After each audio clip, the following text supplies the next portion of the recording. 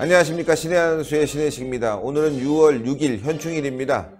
호국 영령들에 대한 넋을 기리면서 오늘 하루는 경건하게 지나가야 됩니다. 그런데 오늘 문재인이 정말 어처구니 없는 발언을 늘어놓아서 호국 영령들이 정말 분노했을 거라고 생각합니다.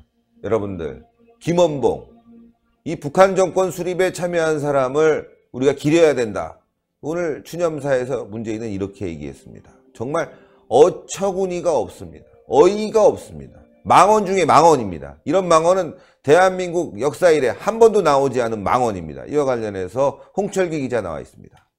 안녕하십니까? 안녕하십니까? 정말 망언입니다. 제대로 망언입니다. 예. 물론 현충일이다 보니까 당연히 문재인 대통령이 추념사를 해야 되겠죠. 그렇죠. 추념사라는 게 결국은 영령들을 기리는 말일 텐데요. 맞아요. 영령들을 아주 분노하게 했습니다. 그러니까요. 사실 문재인답지 않게 국가와 애국을 많이 강조를 했습니다, 오늘. 예. 근데 막상 내용을 들여다보면은 역사나 팩트에 전혀 맞지 않는 말들을 마구 쏟아내면서 예. 그냥 자기 발언을 미화하면서 사실은 북한이 먼저다라는 말을 하고 싶은 그 속내가 드러난 하루였습니다. 예. 한번 자료를 보시면서 얘기를 해보시죠. 네네, 보겠습니다. 예. 자, 자료 보니까 오늘 발언, 국가에 대한 발언이 25번, 유공자 19번, 정부 10번, 애국 9번, 보수, 진보 똑같이 9번씩 했는데, 요 발언을 보면 9번 똑같지만 보수, 진보, 이거 틀린 발언이거든요. 이게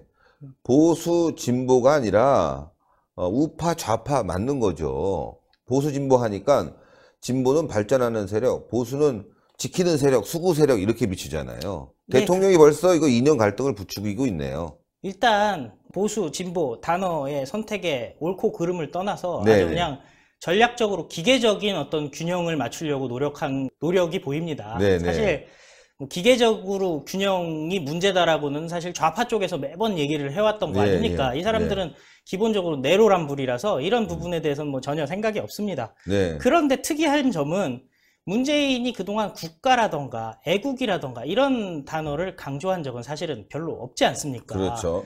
사실 궁금한 게 오늘 이제 소개해드릴 문재인의 발언들을 쭉 보면요. 네. 여기서 얘기하는 국가 혹은 애국, 나라를 사랑한다는 말 아니겠습니까? 그렇죠. 거기서 나오는 나라, 도대체 어느 나라를 얘기하는지 궁금해지는 내용들이 대한민국이 아니군요. 제가 뭐 확정은 지을 수 없지만은 뭔가 그런 의혹이 있습니다. 예. 좀 내용을 먼저 보시면요. 6.25 관련된 내용을 보시겠습니다. 내년은 한국전쟁 70주년이 되는 해입니다. 해놓고서는 쭉 읽어보시면은 미국 얘기만 나와 있습니다. 예. 이번 추념사를 쭉 보면요. 전혀 대한민국 국군에 대한 얘기가 하나도 나오질 않아요. 6.25에서 싸웠던. 자, 보니까 말이죠. 미군 참전용사, 미군 전몰 장병, 뭐 이 얘기 있고, 우리 국군에 대한 얘기는 하나도 없네요. 하나도 없어요. 네. 이게 한국전쟁, 이분들은 또 6.25라든지 동란이라든지 이런 말 안 쓰지 않습니까? 네. 그냥 한국전쟁이라고 쓰는데, 이 부분에 대해서는 우리 군에 대한 얘기 전혀 나와 있질 않습니다. 네. 다음 자료를 보시면요. 네. 애국 앞에 보수와 진보가 없다라고 얘기를 하면서 기득권이나 사익이 아니라 국가 공동체의 운명을 자기 운명으로 여기는 마음이 애국이다. 기득권에 매달린다면 보수든 진보든 진짜가 아니다.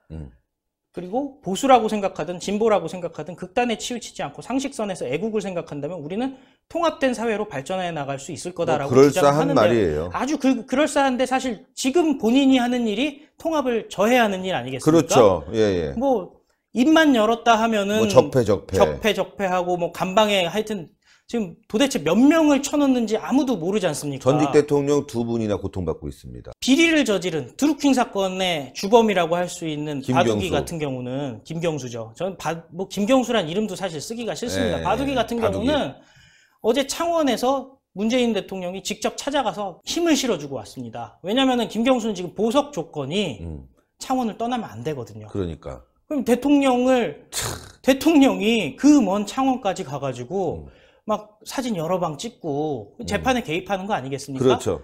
어쨌든 이런 사람은 그냥 입 싹 씻고 있으면서 보수 진영에 대해서는 적폐니 뭐니 지금 탄압을 하고 있는 상황인데요. 김원봉 관련 얘기를 보시면요. 나름대로 이제 역사적인 컨텍스트를 끌고 오는데 이게 다 거짓말입니다. 1945년 일본이 항복하기까지 마지막 5년 임시정부는 중국 충징에서 좌우합작을 이뤘고 광복군을 창설했습니다. 임시정부는 1941년 12월 10일 광복군을 앞세워 일제와의 전면전을 선포했는데 약산 김원봉 선생이 선생이라고 얘기를 합니다. 뭐 김대중 선생 생각나네. 그렇죠. 예. 이 사람이 이끌던 조선의용대가 편입되어 마침내 민족의 독립운동 역량을 직결했습니다. 라고 얘기를 하는데요. 예, 예. 다음 화면을 보시면 실상이 나와 있습니다. 네. 1938년 조선의용대를 김원봉이 창설을 합니다. 광복군보다 먼저 창설을 한 거죠. 예, 예. 그런데 한국 광복군이 창설이 되니까 중국이 지원을 안 해주는 거예요. 그러니까 살림이 어려워진 거죠. 예, 예. 그러다 보니까 세력이 막 약화되고 자기들끼리 싸우고, 원래 살림이 약화되면 그렇죠. 자기 싸우지 않습니까? 예, 예. 자기들이 싸우게 되니까 김원봉이 일부를 이끌고 광복군으로 편입이 되게 됩니다. 예. 그래서 실제로는 한 300명만 데리고 광복군으로 왔기 때문에 김원봉이 임시정부에서 사실 입지 자체가 약했습니다. 미미한 사람이죠. 미미했습니다. 예. 그러고 나서 이 사람이 1948년에 김구라든지 김규식 선생이 예. 대표자 연석회의라고 해서 북한에 넘어가지 않았겠습니까? 예, 예. 같이 갑니다. 근데 김구 선생이나 김규식 선생은 거기서 김일성한테 실망하고 내려왔지 않습니까? 예. 근데 김원봉은 그냥 눌러 앉습니다. 아주 죄질이 나쁘죠. 왜냐면 대한민국의 대표라고 자칭을 하면서 올라간 사람이 거기에 눌러 앉았습니다. 그리고 2달 후에 북조선인민회의 최고인민회의에서 제1기 대의원으로 선출이 됩니다. 예. 9월 9일에 미군은 물러가라는 규탄 성명에 참여하고 국가검열상에 임명이 됩니다. 이름 자체가 뭐 세지 않습니까? 그렇죠. 무슨 일을 했느냐? 1954년에 간첩을 잡았어요. 간첩을 잡았는데 경향신문 기사에 나와 있는 내용입니다. 예. 간첩 김춘호의 4명을 체포해서 취조를 해봤더니 예. 김원봉의 지휘하에 대한민국의 경제혼란, 선거방해, 정당 와해를 목적으로 난파했다고 진술을 한 내용이 남아 있습니다. 예.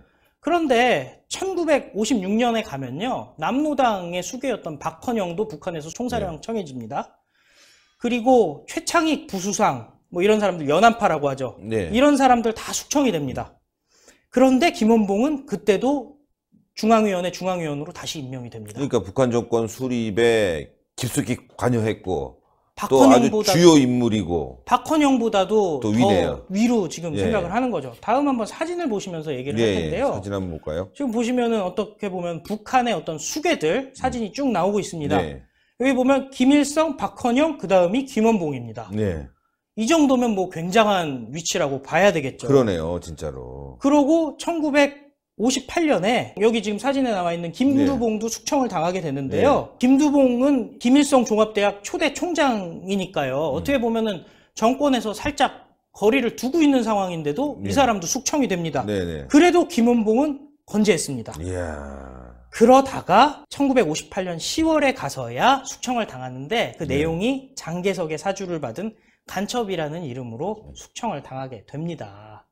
그러니까 숙청당하기 전까지 한 10년 동안을 북한에서 최고위층으로 김일성의 측근으로 요즘 말로 꿀 빨면서 지낸 사람입니다. 그러니까 빨갱이 중에 빨갱이, 속된 말로 이런 사람을 지금 우리가 기려야 됩니까? 이 영화에서 이 김원봉이를 상당히 높게 평가했던 그런 영화가 있어요. 뭐 이름 얘기하고 싶지 않은데 그 영화 보고 또 감명받아서 오늘 또 이렇게 추념사 발표한 건 아닌지. 정말 한심한 사람 아닙니까? 이 문재인이라는 사람. 영화든 책이든 일단 한번 보면은 뭔가 하여튼 사고를 치는 발언을 꼭 하는데요. 그렇죠. 네. 저기 원전 폐쇄도 영화 때문에 그런 거 아니에요? 그리고 또 그 책들도 뭐 평상시에 읽어놓은 게 아니라 꼭 휴가만 가면 읽습니다. 시간도 막 4-5권 어떻게 휴가 동안 다 읽겠습니까? 그러니까. 그냥 누가 또 보고서 주면 읽었겠죠. 사실 걱정인 게요. 컨텐츠진흥원이라는 곳들이 영화의 종잣돈, 시드머니를 이렇게 지원하는 형태가 돼 있거든요. 자금 지원 심의에서 통과되는 영화들이 그런 영화가 아닌가. 네. 사실은 문재인이 나중에 보고 그렇게 생각을 한 게 아니라 처음부터 이 정부가 그런 영화를 만들고 있는 게 아닌가 하는 의혹도 있습니다. 뭐 다 떠나서 말이죠. 진짜 북한 정권 수립의 최대 공로자를 우리가 이 현충일에 대통령의 입에서 기려야 된다는 말이 나온 자체가 정말 이 분노가 정말 앞서게 되고 청와대 찾아가서 막 때려 부시고 싶은 마음까지 드는 그런 생각이에요. 부글부글 끓는데요. 부글부글 끓어요, 심지어 진짜. 선생이라는 이름을 붙였습니다. 선생. 선생이라는 말이 사실 굉장한 극존칭이지 않습니까? 네. 공식적인 석상에서 그냥 선생이라고 붙이는 사람이 대한민국에 몇 명 없어요. 하여튼 지금 이 문재인 정권이 들어서면서 대한민국의 이 정체성이 완전히 흔들렸고 오늘이 그 결정판을 보여준 것이 아닌가 싶어서 말이죠. 분노하게 됩니다. 정말 8.15가 걱정됩니다.